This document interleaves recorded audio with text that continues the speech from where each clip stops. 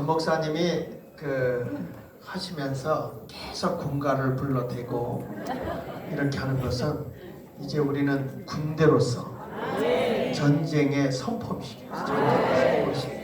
1월 1일 날이라고 봐주는 거 없잖아요.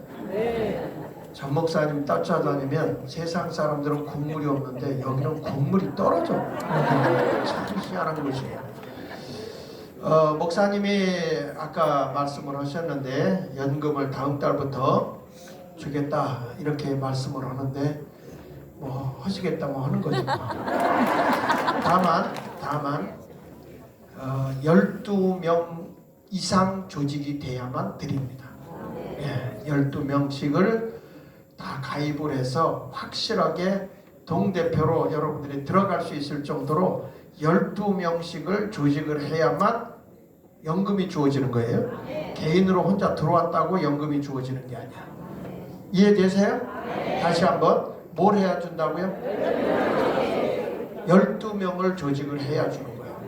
그리고 이제 내가 전 목사님하고 좀 말씀을 나눌 게 한 가지가 있는데 여러분들 가운데 수입이 없어서 카드가 안 만들어지는 사람들이 있어요. 카드가 안 만들어지는 분들, 수입이 없어서 힘들고 어려워서 또는 경제적으로 빵꾸가 나가지고 그래가지고 그 카드를 못 만드는 분들도 있습니다.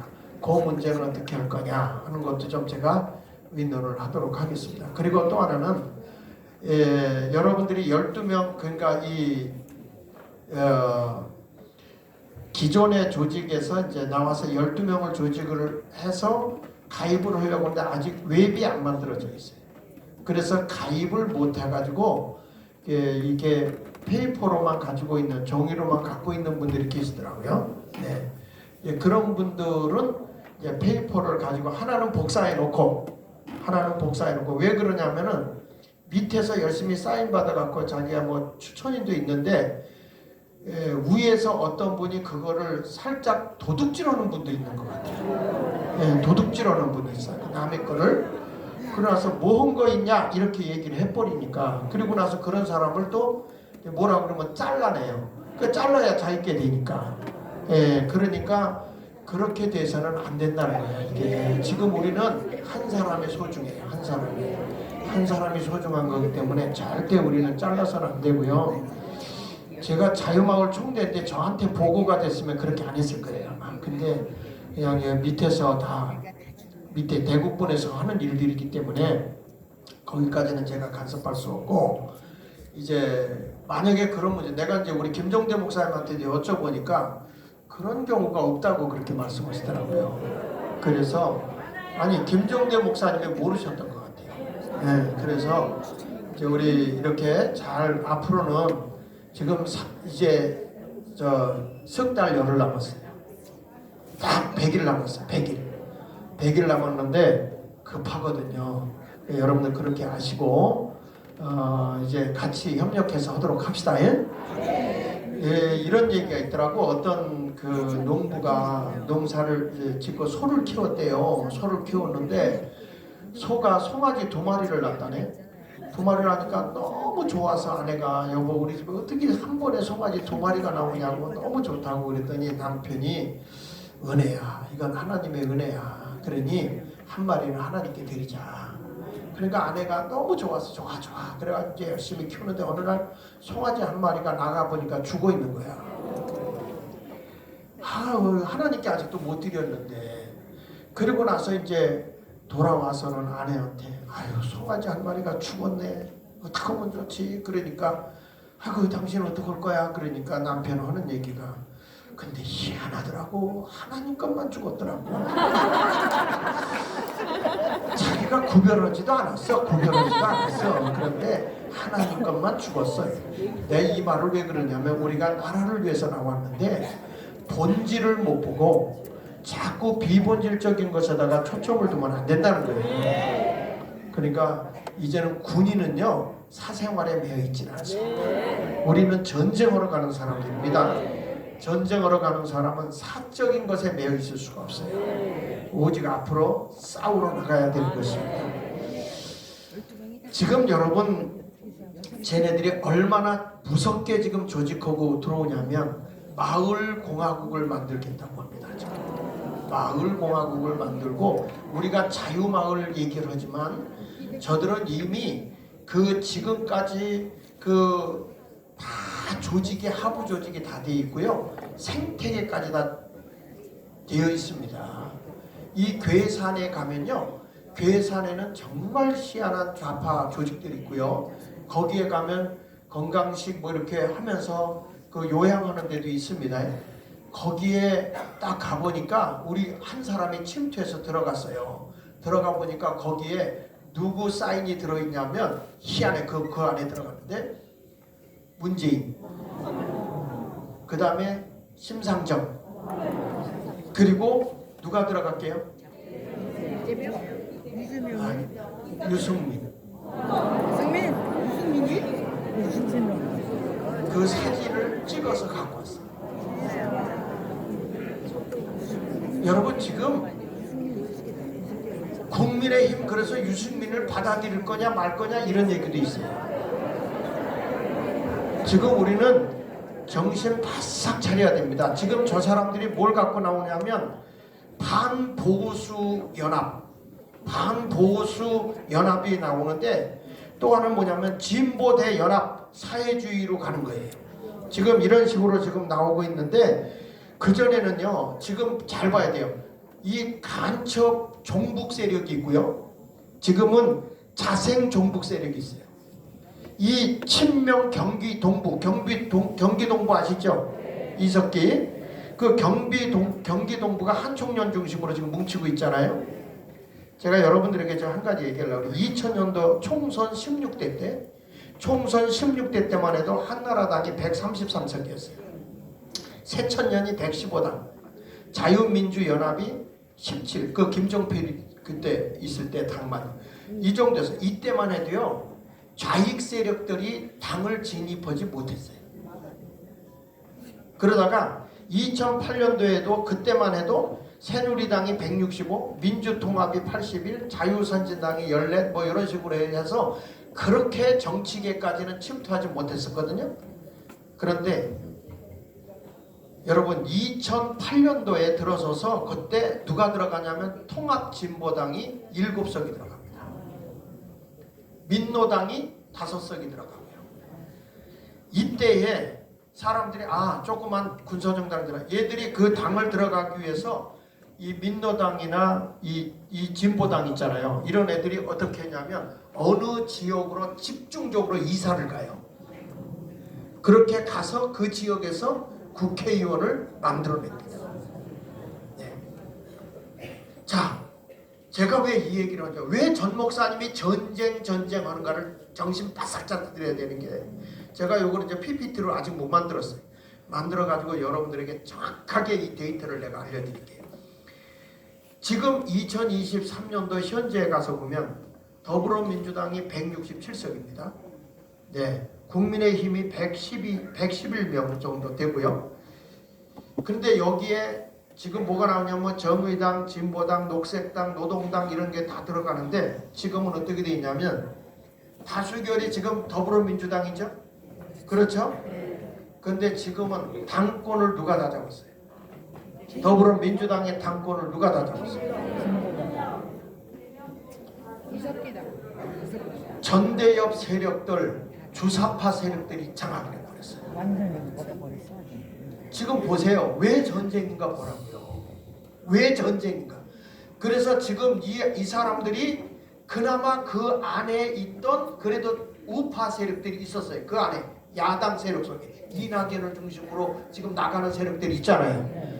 이 사람들이 쫓아내버립니다. 두고 보십시오. 전라도 잘 보십시오. 지금 동부연합 이석기 중심으로 한총련의 강력한 지금 전대협하고 싸움이 터지고 있잖아요. 그러니까 지금은 이제는 동부연합과 이재명이 연합이 돼가지고요. 제가 보기에는 전라도 지역에 대부분 한총련 사람을 공천할 거예요. 그렇게 되면요, 이거는 완전히 전쟁이에요. 이거는 완전 지금 뭐 낮은 연방제 이거 그냥 넘어가는 거예요. 이게 지금 입법부를요 장악당했잖아요. 장악당했잖아 지금. 지금 여러분 국회를 167석인데 누가 끌고 가냐고. 누가 끌고 가고 있어요? 더불어민주당에서 주사파의 세력들이 끌고 가고 있습니다. 지금 이번에 보면 이게 다 하는 일들 보세요. 특검법도 이게 특검일 거 아니잖아요. 아니 민간인으로 있을 때 한 사업이요. 여러분 민간인 하는데 무슨 특검을 하냐고. 시집 오기 전에 사건을. 아니면 말고 이것도 우리가 탁 튀어나와서 그나마 김샌 거지. 지금 선거철에 딱 맞춰서 이 사람들은 치밀하게 준비했어요. 백 하나도 작년부터 계획을 짠 거잖아요. 선거철에 맞춰가지고. 그런데 지금 뭐 하고 있는 거냐고. 우리가 정신 바싹 차려야 되는 거죠. 그래서 지금 뭐냐, 전쟁이다 이렇게 나오는 거예요. 지금 우리나라가 저 북한으로 넘어가냐 안 넘어가냐, 내 금년 4월 10일 총선에 달려 있는 거예요. 총선에. 이거를 깨우쳐줘야 되는 거예요. 사람들에게. 이거 모르면 안 된다고요. 지금 국회 입법부 장악 당했어 안 당했어? 당했어요. 근데 거기다가 이제 그나마도 조금 했던 이석기, 그 전에는 전대협이 그나마도 있었는데 이제는 그보다 더 강경 세력 한총련이 지금 딱 장악을 하고 시작했어요. 동부연합이 완전히 먹는 거예요. 이석기 그룹이.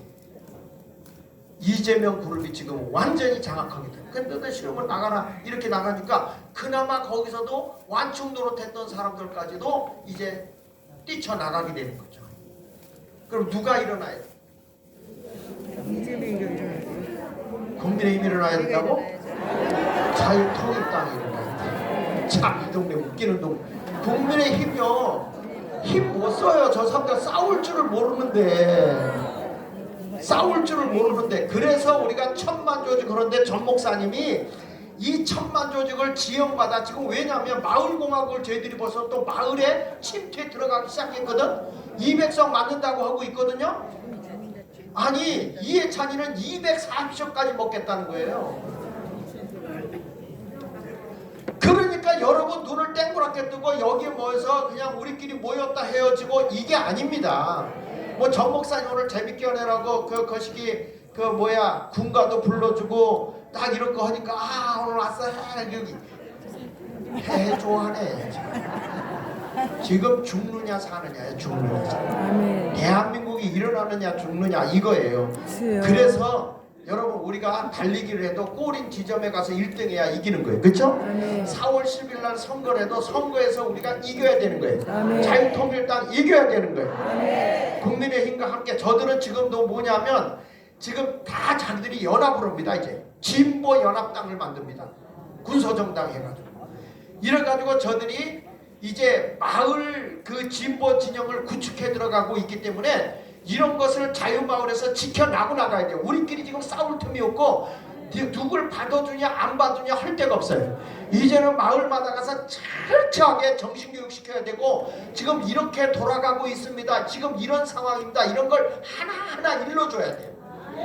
저는요 이런 거를 찾아보면 잠이 안 와. 어젯밤도 이 영신 예배를 드리고 와서 야 지금 세상이 어떻게 돌아가는가 다 봐. 마을이 어떻게 돌아가. 이걸 다 정보를 찾아봐야 되잖아요. 그런 걸 찾아보다 보니까 잠이 안 오더구만. 잠이 안 와. 잠이 안 와서 새벽녘에 깜빡 잠이 들었는데 전 목사님 전화가 온 거예요. 와 빨리. 자 그런데 우리는 뭘 해야 되느냐 여러분. 부정선거에서 치면 아무 소용 없어요. 그렇죠?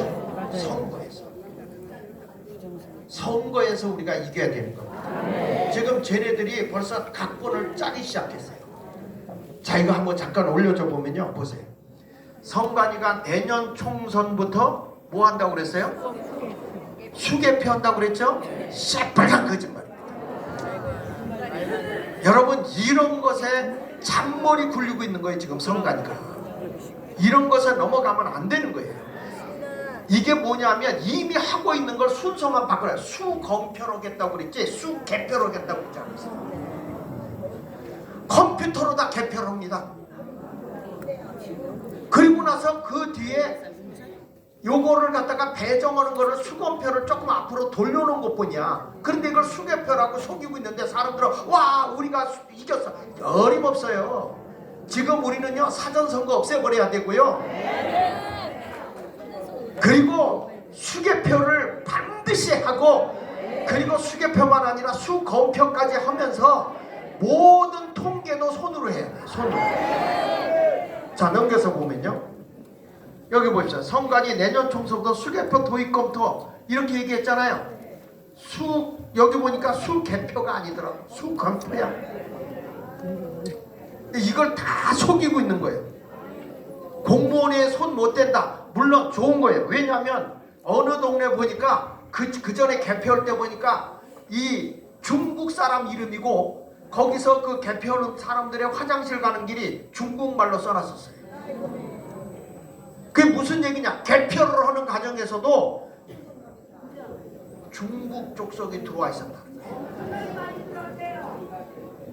그런데 그걸 없애고 그나마 공무원이 하겠다는데, 이 공무원도 지금 어디까지 침투했는지 알 수가 있어야지 이거를. 그리고 우리가 정신을 바싹 차리고요, 지금 정신 차려야 돼. 지금 우리 국가도 지금 여기서 속아 넘어가면 절대로 안 되는 거예요. 그래서 다음에 넘겨보면 선관위는 절대로 잔머리를 굴리지 말아라. 왜 잔머리라고 내가 얘기하느냐 보세요. 기존 개표 절차거든요. 이제 함을 열어요. 예? 개함을 해요. 전체 개표기로 개표를 합니다. 그러죠? 개표를 해요. 개표를 하는데 개수기를 통과합니다. 근데 희한한 거는 이게요, 해봤어요. 우리는 이런 거 전문으로 하는 사람을 제가 옆에 있고 해커를 옆에 두고 해보니까 이게요 2번이 1번으로도 섞여 들어가고 3번으로도 갈 수 있고 이걸 해요. 그런데 이거를 사람이 어떻게 하는 거냐면, 요게 이 심사부가 수검표 하겠다는 게 하나하나 이렇게 보겠다는 게 아니고 이게 100장이면 100장 단위로 더 이렇게 쌓인단 말이야. 요런 거를 지금 보겠다는 거거든. 맞나 틀리냐, 그거 다 너무 빨라서 그걸 또 볼 수도 없어요. 이 개표라는 거 볼 수도 없어. 이런 것이기 때문에 보세요. 자, 저기 위에 보니까 개수기 통과하고 심사부 수검표 해야 안 해요? 하지요. 마지막에 하지요. 지금까지 해왔다고. 요 수검표를 어디로 가느냐, 세 번째로 옮겨놓는 것뿐이라. 안 하는 게 아니야. 옮겨놓는 거지. 그러니까 우리가 이걸 하려고 하면 절대 지금 개표기를 쓰면 안 돼. 안 돼요. 수작업으로 가야 돼. 다 수개표로 가야 된다 이 말이에요. 그래서 여기 보세요. 여기서 해킹 취약 선관위 홈페이지 개인정보 보호 구멍 났다. 이게 무슨냐면 2024년 12월 29일이니까 며칠 전 아닙니까? 며칠 전에 다 들어가서 보니까 개인정보, 이 선거관리위원회 개인정보가 다 뚫려. 그리고 어떤 일이 뭐냐면 투표 안 한 사람 걸 투표한 걸로 만들 수도 있어. 투표한 사람을 안 한 것으로 할 수도 있어요. 이 컴퓨터가 통과되면 이런 짓을 한단 말이야. 그러니까 우리가 아무리 가서 투표를 해보면 무슨 소용이 있냐고요. 다 조작을 하는데. 그러니까 또 선거관리위원회에서는 이런 얘기를 한다고요. 그 안에 협조해주는 사람이 없으면 안 된다. 있으면 어떡할 거냐고. 그렇잖아요. 없다는 단서를 어떻게 될 수 있냐. 우리 있는 걸로 보이는데. 왜 얼굴들이 갑자기 심란해? 조금 똑똑한 얘기하면 못 알아들어? 자, 여러분 보세요. 여기 보세요. 선관위 주요 시스템 사전 실태 점검을 봤어요. 여기 봐서 개인적으로 이게 2023년 11월 6일부터 12월 6일까지 체크해봤어. 취급, 이걸 다루는 사람의 취급자를 변경해봤더니 접근이 안 돼야 되거든. 요거 취급하는 사람이 아닌 딴 사람이 들어가면 이게 접근이 가능하면 돼야 안 돼. 아니, 그게 접근이 가능한 거예요. 그리고 여러분들이 은행에다 돈 보낼 때 내 비밀번호가 자꾸 틀리면 완전히 안 되잖아요. 여기는 수차례 인증을 실패했는데도 접속이 돼요. 여러분, 이게 지금 우리나라의 선관위에 있는 실태조사예요. 점검해보니까 이게 확인이 된 거예요. 그러니까 아무리 투표하면 뭐하냐고. 그래서 넘겨서 그냥 전면 수개표 해라. 컴퓨터 통과하지 말고 전면 수개표해라. 장상근 보안 전문가도 이런 얘기 있어요. 인증은 실패해도 도구에 대한 잠긴 기능 같은 게 현재 없기 때문에 누군가가 방치된 시스템에 와서 선거와 관련된 명부나 이런 거를 확인할 수 있는 상황이 다 되겠더라. 이렇게 얘기를 했어요. 그 내가 첫 번째 보낸 동영상 한번 좀 띄워줬어요. 짤막하니까. 제일 첫 번째. 하지만 선관위 시스템의 보안 취약성이 또 한 번 확인됐다는 지적이 나오고 있습니다. 선거 관리 시스템이라는 건 설사 수개표로 한다 할지라도 개표된 결과가 중앙서버로 다 모이거든요. 그 결과에 이제 조작한다든지 이런 가능성이 있다는 걸 보여주는 거고요. 이게 무슨 얘기냐면요. 이게 무슨 얘기냐면 이제 개표를 다 이제 했어요. 개표를 해가지고 이게 이제 휴학될 거 아니에요. 한 군데로 모일 거 아니에요. 모이는 과정에서 이거를 조작을 가능하다는 거예요. 전체 합산을 하는데 합산하는 게 조작이 가능해서 바뀔 수 있다는 거야. 여러분 이런 게 지금 선거관리위원회예요. 지금 이게요 계속 KBS도 이제 다루기 시작했어. 내가 오늘 왜 이걸 먼저 1월 1일 날 터뜨린지 아세요? 이거 우리가 먼저 터뜨려줘야 돼. 전면 수개표로 가라. 전면 수개표. 전면 수계산으로 가라. 수점검으로 해야 되고요. 지금 왜 그러냐? 세계가 다 그렇게 가고 있어요. 자, 독일, 프랑스 이런 데다 수개표에 계속점 한번 띄워줘. 자, 여기 보세요. 선진국들도 뭘 타서 못하는 게 아니에요.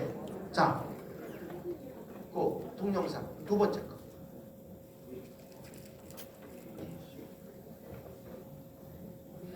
네, 지난 10월 중앙선거관리위원회 내부망이 국가정보원 보안 점검에 뚫려 해킹 취약성이 드러난 바 있습니다. 그런데 이번에는 4천만 명이 넘는 유권자 개인정보 관리에 허점이 발견돼 문제가 되고 있습니다. 황정호 기자가 취재했습니다. 4천만 명이 넘는 개인정보가 담긴 통합명부 시스템과 선거 사무에 활용되는 선거관리 시스템. 선관위의 핵심 시스템들인데 개인정보 보호 조치 등이 허술하게 관리되어 온 것으로 드러났습니다.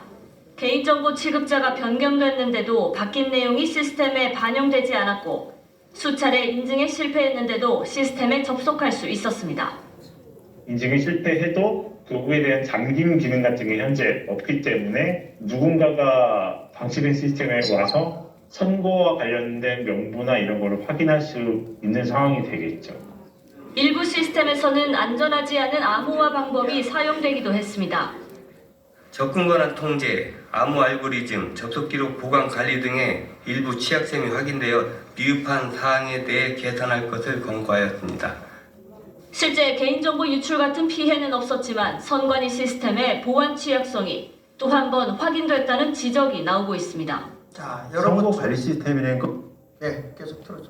끝날 때까지. 수개표로 한다 할지라도 개표된 결과가 중앙서버로 다 모이거든요. 그 결과에 이제 조작한다든지 이런 가능성이 있다는 걸 보여주는 거고요. 선관위는 지적사항과 관련해 개인정보의 안전성 확보를 위한 기술적 조치 등을 하고 있다고 밝혔습니다. KBS 뉴스 황정호입니다. 자, 여러분 KBS도 이런 뉴스가 나오고 있잖아요. 그렇죠? 자, 다음에 더우서 다시 수개표로 돌아가야 하는 이유는 독일이나 프랑스도요. 왜냐하면 전체 개표가 해킹이 가능하더라는 거예요.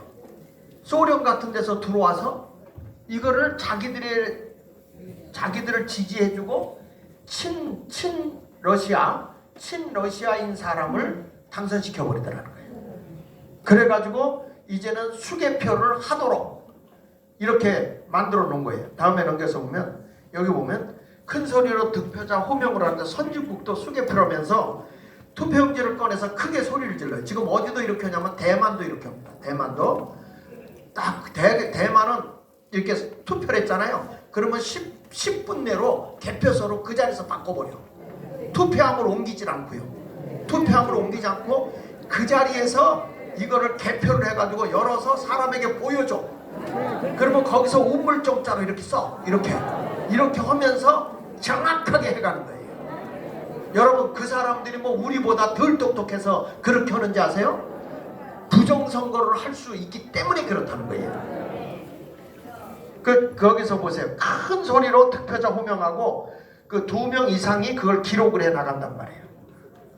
다음에 또 넘겨서 보시면, 자, 전자개표 분리기 중앙 서버 다 없애야 된다.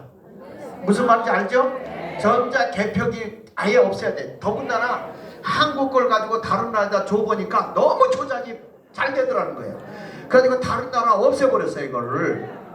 그리고 이라크에서 우리나라의 전자개표기를 가져다가 했는데 대통령이 당선됐잖아요. 부정이 드러났어. 그래서 대통령 떨어졌잖아요.